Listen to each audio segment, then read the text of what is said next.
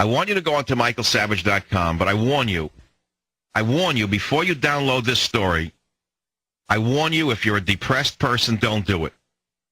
If you're an angry person who thinks he's going to go off like a rocket or go postal, don't read this story. Because it's going to get you so crazy that you're liable to commit some violence, and I don't want you to do it. Violence only begets more violence. Racially charged murder trials getting scant national press. It's on michaelsavage.com. Christian and Newsom, that's a white couple, young couple. They were out on a dinner date in Knoxville, Tennessee. Nice kids next door. Carjacked, kidnapped, tortured, raped, murdered, set on fire by a group of blacks. According to published news reports, the two were tortured at length while they were alive in each other's presence. They were then strangled and shot. I don't think I can even read this now. I don't know whether to cry or scream. Newsom's mutilated and burned remains were found along a railroad track the following day. 2 days later, Christian's battered and burned body was found in a trash bin.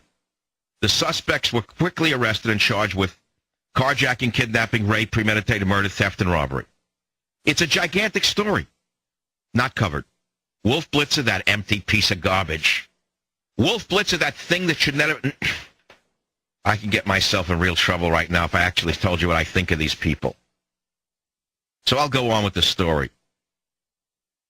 They're talking about the fact that the Associated Press wire stories on the killing were carried by Knoxville news outlets, CBS News and Fox News, but other major media wouldn't touch it at all.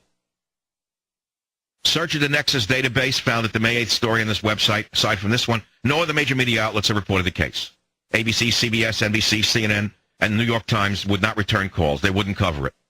However, conservative talk host Michael Savage said on his May 9 radio program that the Knoxville situation got me sick. So they called up a professor of journalism, don't you know, by the name of Robert Zelnick. And he's at Boston University. Probably dresses correctly, Mr. Zelnick. Oh, yeah, dresses British. Knows how to make a tie.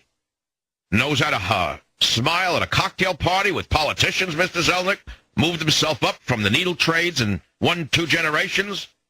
The professor of journalism at Boston University, Mr. Zelnick, told Cybercast News Services that the Knoxville murders, as gruesome as they were, need a strong peg to reach a national audience.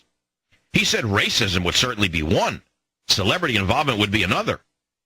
But the coincidence of white victims and black perpetrators doesn't pass muster, though the coincidence of white perpetrators and black victims might, because of its relative infrequency. And so there it is. So Zelnick says the reason it hasn't been picked up is because it's not sexy. After all, she's just a white girl and he's a white boy, and they're just black guys who, well, they just did them, that's all. Not only they do them, they did them in a way that you wouldn't even see in Iraq. But that doesn't make it to the New York Times. Instead, they show someone with Down syndrome on the front page last week having a coat put on her back by her father. Showing you something about Down syndrome as the lead story, for example. Where are the two megaphone reverends, Sharpton and Jackson? I would think that raping, mutilating, torturing, and setting people afire is worse than a radio insult, and yet the good reverends are nowhere to be found. Isn't that interesting?